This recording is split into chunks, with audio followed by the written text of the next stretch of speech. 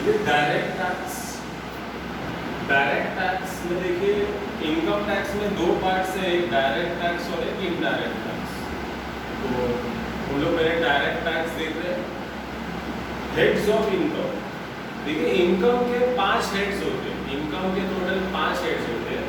Income from salary, जो लोग job करते हैं उन्हें सैलरी मिलता है, तो उनका income is computed as income from salary.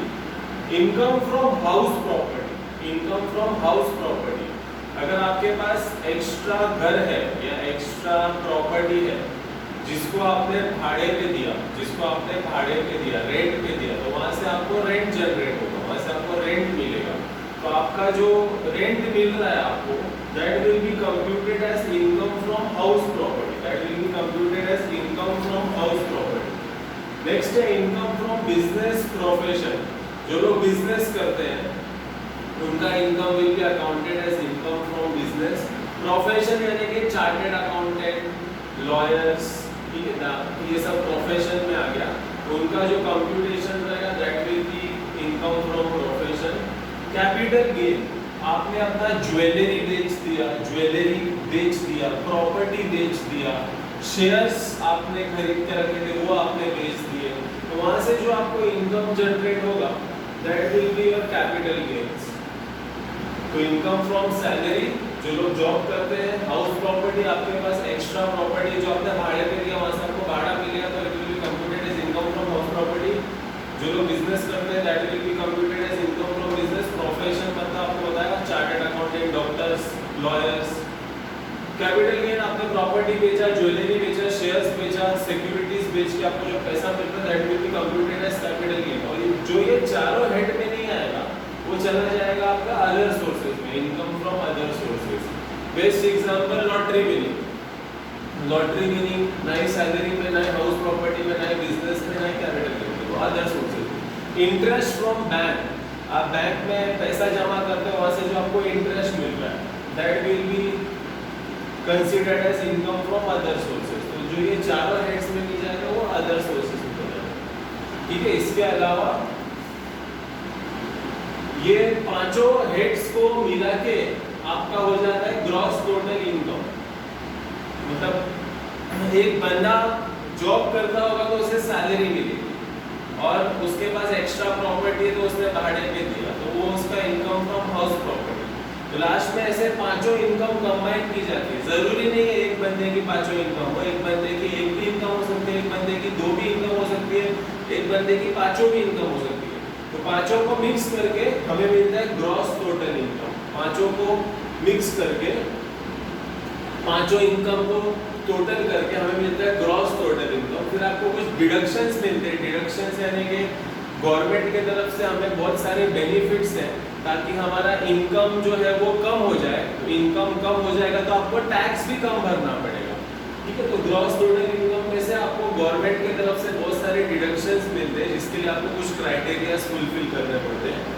तो ग्रॉस टोटल इनकम में से डिडक्शंस को माइनस करोगे, ग्रॉस टोटल इनकम में से डिडक्शंस को माइनस करोगे तो फाइनली आपको मिलता है नेट टैक्सेबल इनकम। और ये जो आपका इनकम है नेट टैक्सेबल इनकम, इसके ऊपर आपको टैक्स भरना पड़ता है। ये नेट टैक्सेबल इनकम जो आपका इनकम है इसके ऊपर आपको टैक्स भरना पड़ेगा, ठीक है। तो ये आपका हेड्स ऑफ इनकम था। और डायरेक्ट टैक्स में और क्या है, डायरेक्ट टैक्स के अंदर हमें ये टॉपिक्स अलग से देखने हैं। रेसिडेंशियल स्टेटस और scope of total income, residential status और स्कोप ऑफ टोटल इनकम, ठीक है।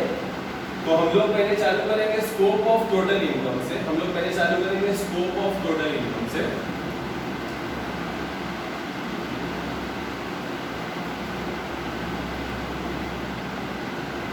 इनकम टैक्स डिपार्टमेंट ने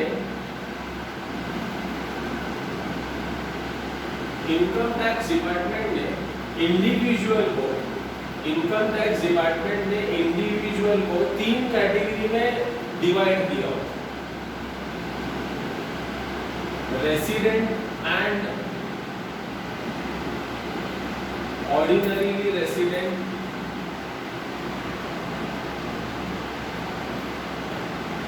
resident but not ordinary resident और non resident Indian, R and O R but not O R और N R I. ठीक है, तो income tax department ने इनकम टैक्स लॉज में इंडिविजुअल को 3 कैटेगरी में डिवाइड किया हुआ है, रेसिडेंट एंड ऑर्डिनरी रेसिडेंट, इसको हम लोग शॉर्ट फॉर्म में बोलते हैं R and O R, resident but not ordinary resident R but not O R, और non resident Indian N R I. अब फर्क क्या है, ये जो बंदा है आर एंड ओ आर, ये इंडिया में एक फाइनेंशियल ईयर में सबसे ज्यादा दिन रहा हुआ है, सबसे ज्यादा दिन रहा हुआ है बोलेगा तो 6 महीने से ज्यादा रहा हुआ है। एक क्राइटेरिया 182 डेज का, जो हम बाद में देखेंगे। तो ये जो बंदा है इंडिया में 182 डेज यानी कि 6 महीने से भी ज्यादा रहा हुआ है, तो जो बंदा इंडिया में 6 महीने से ज्यादा रहेगा 1 साल में, तो he will be termed as resident and ordinary resident। ठीक है, एक्चुअली 182 डेज का क्राइटेरिया है, तो फिलहाल हम लोग 6 महीना पकड़ के चलते हैं। जो भी बंदा इंडिया में 6 महीने से ज्यादा रहेगा 1 साल के अंदर, तो that he will be termed as resident and ordinary resident। Resident but not ordinary resident, इससे पहले वाले से थोड़ा कम दिन रहा होगा, पहले वाले बंदे से थोड़ा कम दिन रहा होगा, तो उसको दर्जा दिया गया resident but not ordinary resident. और जो लास्ट वाला बंदा है एनआर है, नॉन रेसिडेंट इंडियन, इंडिया में बहुत ही कम दिन रहा हुआ है, खाली घूमने फिरने इंडिया में आया था कुछ दिनों के लिए, इसलिए उसको नॉन रेसिडेंट इंडियन का दर्जा दिया गया। ठीक है, अब इनकम टैक्स के लिए आप ध्यान रखिए, कोई भी साल हमारा 1 अप्रैल को चालू होता है और 31 मार्च को खत्म होता है। इनकम टैक्स पर्पस के लिए कोई भी साल 1 अप्रैल को चालू होगा और 31 मार्च को खत्म होगा इनकम टैक्स पर्पस के लिए। ठीक है, फिर जब हम नेक्स्ट लेक्चर पे जाएंगे तो हमें बहुत कुछ देखना है कि प्रीवियस ईयर किसको बोलते हैं, असेसमेंट ईयर किसको बोलते हैं, असेसी कौन है, तो ये सब चीजें हम धीरे धीरे देखेंगे। ठीक है, फिलहाल हम आज के टॉपिक पर जाते हैं, scope of total income. Individual को 3 कैटेगरी में बांटा है, resident and ordinary resident, resident but not ordinary resident, non resident Indian. ये बंदा कोई भी साल में 6 महीने से ज्यादा रहा हुआ है, इसलिए इसको आर एंड ओ आर। जो दूसरा वाला बंदा है इससे थोड़े कम दिन रहा हुआ है, पहले वाले से थोड़े कम दिन रहा हुआ है, इसलिए R but not O R. और लास्ट वाला तो बहुत ही कम दिन रहता है इंडिया में, इसलिए वो एन आर। ठीक है,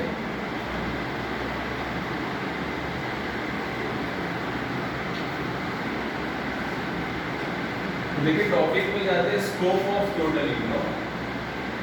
स्कोप ऑफ टोटल इनकम, जैसे कि हमने अभी देखा इंडिविजुअल को 3 कैटेगरी में बांटा है, resident and ordinary resident, resident but not ordinary resident और नॉन रेसिडेंट इंडियन। तो इनका टैक्सेबिलिटी का स्कोप क्या है? ठीक है, टैक्सेबिलिटी का स्कोप क्या है? तो देखिए, income earned in India, income earned in India, अगर आप इंडिया में पैसे कमा रहे हो, इनकम अर्न्ड इन इंडिया, अगर आप इंडिया में पैसे कमा रहे हो, तो whether it is received in India और whether it is received outside India, चाहे वो पैसा आपको इंडिया में मिले, चाहे वो पैसा आपको इंडिया से बाहर मिले, सबको टैक्सेबल है। चाहे वो आर एंड ओ आर हो, चाहे वो R but not O R हो, चाहे वो नॉन रेसिडेंट इंडिया हो, सबको टैक्सेबल है। अगर आपने इंडिया से पैसा कमाया है तो वो चाहे आपको इंडिया में मिले या इंडिया के बाहर मिले, वो सबको टैक्सेबल है। ठीक है, हमें ऐसा सोच के चलना है कि 3 अलग अलग बंदे हैं, R and O R but not O R, non resident Indian. ठीक है, मतलब आपने रिलायंस कंपनी ज्वाइन किया इंडिया में, आपने रिलायंस कंपनी ज्वाइन किया इंडिया में। ठीक है, रिलायंस कंपनी ज्वाइन किया इंडिया में, रिलायंस कंपनी ने आपको 4 महीने के लिए यूएस भेज दिया, रिलायंस कंपनी ने आपको 4 महीने के लिए यूएस भेज दिया और आपका पगार आपको यूएस में मिल रहा है, आपका पगार आपको यूएस में मिल रहा है, और आपने रिलायंस कंपनी कहाँ ज्वाइन किया था? इंडिया में ज्वाइन किया था। तो आप इनकम कहाँ से अर्न कर रहे हो? इंडिया से अर्न कर रहे हो।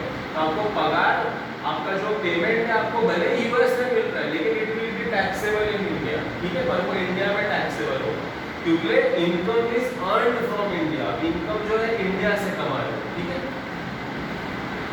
नेक्स्ट देखिए income received in India.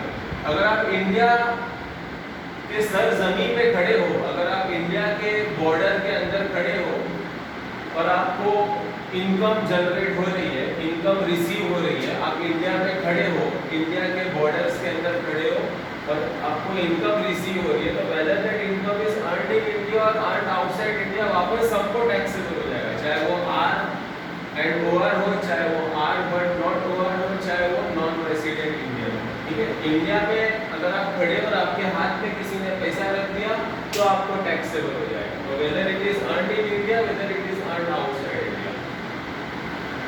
Example, कोई बंदा कोई यूएस का बंदा इंडिया में आया, ठीक है, कोई यूएस का बंदा इंडिया में आया, उसको यूएस के कंपनी ने इंडिया में भेजा कुछ प्रोजेक्ट के लिए, ठीक है, और उसका जो पेमेंट है उसको इंडिया में मिला, उसका पेमेंट उसको कहाँ मिला, इंडिया में मिला, लेकिन इनकम रिसीव्ड इन इंडिया। तो यूएस का बंदा इंडिया में आया कुछ प्रोजेक्ट के लिए और उसका पेमेंट उसको इंडिया में मिला, तो इंडिया में जब था उसके हाथ में पैसे रखे गए तो वो टैक्सेबल हो जाएगा, even if it is earned outside. US का बंदा था, यूएस का प्रोजेक्ट था, प्रोजेक्ट के लिए वो इंडिया में आया, प्रोजेक्ट के लिए वो इंडिया में आया, इसके हाथ में पेमेंट रख दिया, तो इंडिया पे जब वो इंडिया के बॉर्डर पे जब वो खड़ा था और उसके हाथ में पैसे आ गए तो इट विल बी टैक्सेबल, ठीक है। तो income received in India, whether it is earned in India, whether it is earned outside India, सबको टैक्सेबल हो जाएगा। नेक्स्ट देखिए condition, income from business outside India control in India. आपका business outside India है, business outside India है लेकिन control India से हो रहा है। बिजनेस आउटसाइड इंडिया, आपका बिजनेस श्रीलंका में है लेकिन उसको आप कंट्रोल इंडिया से कर रहे हो, ऐसे कंडीशन में क्या होगा, पहले दो जन को टैक्सेबल है, लास्ट वाले को गवर्नमेंट माफ कर देता है, लास्ट वाले को इनकम टैक्स वाला माफ कर देता है। बिजनेस आउटसाइड इंडिया, बिजनेस आपका बांग्लादेश में, बिजनेस आपका अफगानिस्तान में, लेकिन कंट्रोल कहां से कर रहे हो, इंडिया से कंट्रोल कर रहे हो, पहले दो जन को टैक्सेबल है, लास्ट वाले को गवर्नमेंट माफ कर देगा। Income from business outside, control outside, business भी आउटसाइड इंडिया है, कंट्रोल भी आउटसाइड इंडिया। आपका बिजनेस दुबई में है, कंट्रोल भी दुबई से कर रहे हो, बिजनेस दुबई में है, कंट्रोल भी दुबई से कर रहे हो, तो ये कंडीशन में क्या होगा, पहले वाले को टैक्सेबल है, पहला वाला जो बंदा है वो बकरा है इंडियन गवर्नमेंट, ठीक है, तो उसको सब टैक्सेबल है और बाकी दोनों को गवर्नमेंट माफ कर देगा। आप बोलेगा ऐसा क्यों, क्योंकि अभी हमने बोला था ये जो बंदा है ना सबसे ज्यादा दिन इंडिया में रहा हुआ है, 6 महीने से ज्यादा इंडिया में रहा हुआ है, तो इनकम टैक्स वाला बोलेगा ऐसे कैसे हो सकता है, तुम 6 महीने से ज्यादा इंडिया में रहा है और तुम बोलते हैं मेरा बिजनेस भी बाहर है, मैं कंट्रोल भी बाहर से कर सकता हूँ, 6 महीने से ज्यादा तो वो इंडिया में रहा है, तो ऐसे कैसे पॉसिबल है कि तुम्हारा बिजनेस भी आउटसाइड और कंट्रोल भी आउटसाइड, इसके पहले वाले को गवर्नमेंट छोड़ता नहीं है, ठीक है। तो income from business outside, control outside, आपका बिजनेस दुबई में है, कंट्रोल भी दुबई से कर रहे हो, ठीक है, बिजनेस दुबई में, कंट्रोल भी दुबई से, पहले वाले को टैक्सेबल, बाकी दोनों को गवर्नमेंट माफ कर दे। लास्ट वाला देखिए, past income tax untaxed brought to India. जब ये पास्ट शब्द दिखेगा आपको, पास्ट शब्द, तो इग्नोर करना है हमें, ठीक है। गवर्नमेंट बोलता है, इनकम टैक्स डिपार्टमेंट बोलता है पहले हम ये साल का इनकम का तो असेसमेंट कर ले, जो पास्ट है पुराने वाला जो है वो बाद में देखा जाएगा, इसलिए पास्ट वाले को कभी भी क्या करना है, हमें इग्नोर करना है। तो ये 5 कंडीशन है जिसपे हमारे सम बेस्ड रहेंगे। Income earned in India, income earned in India, whether it is received in India, whether it is received outside India, सबको taxable. Income received in India, whether it is earned in India, earned outside, सबको taxable. Business outside India, control from India, business India के बाहर है लेकिन control कहां से हो रहा है, इंडिया से हो रहा है, तो पहले दो जन को टैक्सेबल, लास्ट वाले को गवर्नमेंट छोड़ देगा। Business outside, control outside, business भी बाहर है, कंट्रोल भी बाहर है, तो पहले वाले को टैक्सेबल है, बाकी दोनों को गवर्नमेंट छोड़ देगा, ठीक है। पास्ट इनकम टैक्स और untaxed brought to India, past income अगर आएगा तो उसको हमें क्या करना है, इग्नोर करना है, ठीक है। इसके ऊपर हम लोग देखिए सम देखेंगे। Calculate total income of Ravi if he is R and O R, R but not O R N R I. इसका फुल फॉर्म तो आपको पता है अभी। Salary from former employed in Nepal received in India, profit from sale of property in Delhi, interest from bank in India. तो ये सब conditions दिए हुए हैं, तो देखिए सम कैसे सॉल्व करेंगे।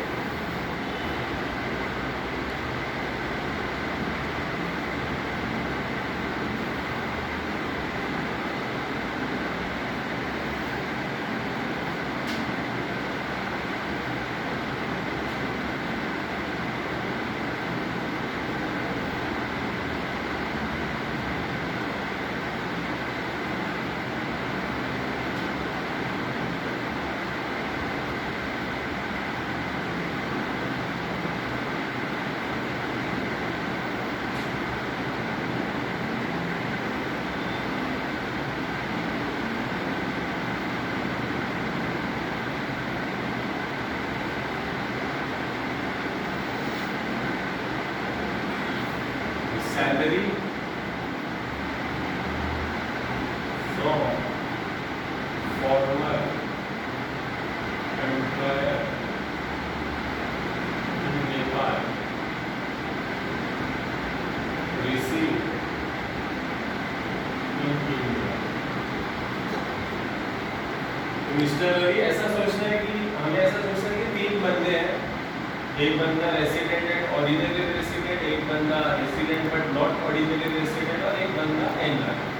Salary from former employer in Nepal received in India, salary from former employer in Nepal received in India. देखिए रिसीव्ड इन इंडिया, पैसा कहाँ मिल रहा है? इंडिया में मिल रहा है। इंडिया में मिल रहा है तो सबको टैक्सेबल हो जाएगा, चाहे वो आर एंड ओ आर हो, चाहे वो R but not O R हो, चाहे वो एनआर हो। तो 30,000 below.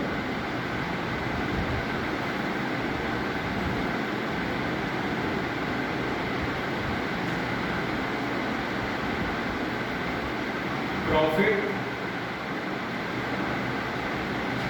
from sale of property in Delhi।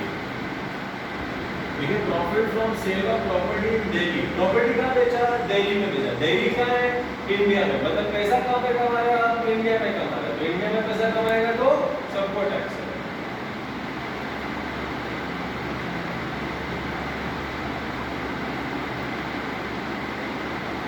Interest from bank account in India, interest from bank account in India, interest from bank account in India। पैसा किधर से कमा रहा है? इंडिया से कमा रहा है। तो पैसे की जड़ अगर इंडिया में रहेगी तो सबको टैक्स है।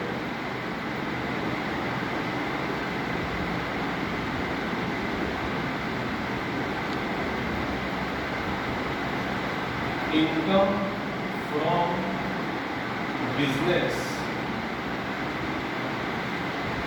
in Dubai control in India। देखिए income from business in Dubai control in India. Dubai मतलब आउटसाइड इंडिया, तो business outside India control in India. Business outside India, देखिए business outside India control in India. तो अगर ऐसा condition रहेगा तो पहले दोनों टैक्सेबल है, लास्ट वाले को गवर्नमेंट माफ कर देगा। तो 30,000 पहले दो जन को टैक्सेबल, बिजनेस आउटसाइड, लास्ट वाले को गवर्नमेंट माफ कर देगा।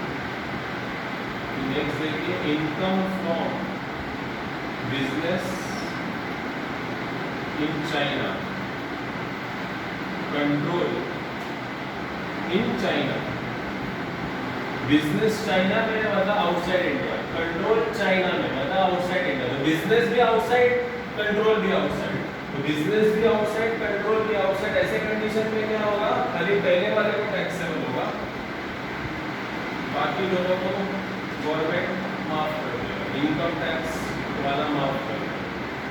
Salary earned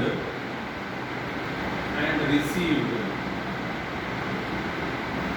in UK, salary earned and received in UK मतलब आपने कमाया भी यूके में और आपको मिला भी यूके में।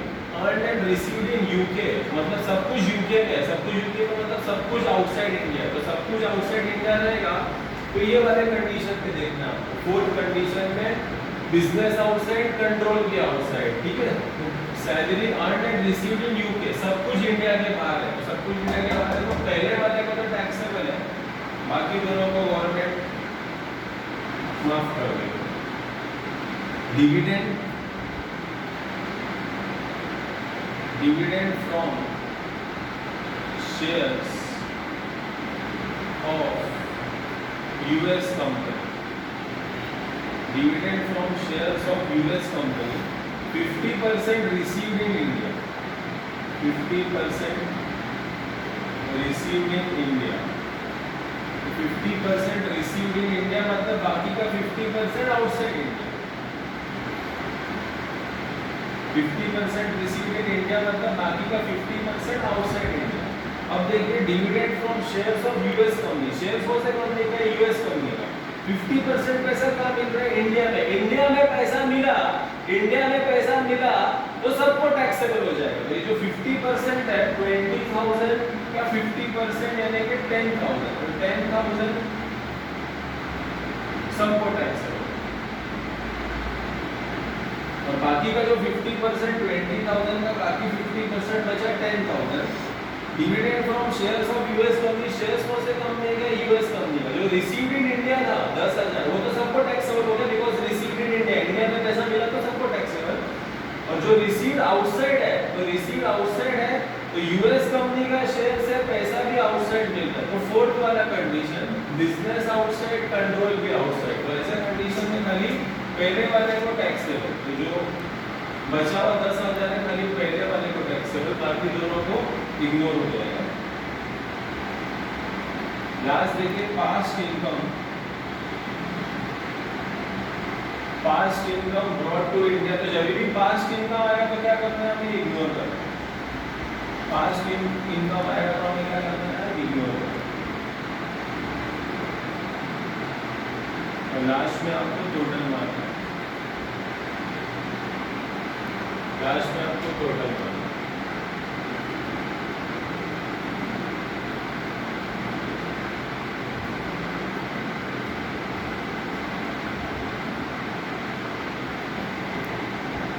$1,80,000,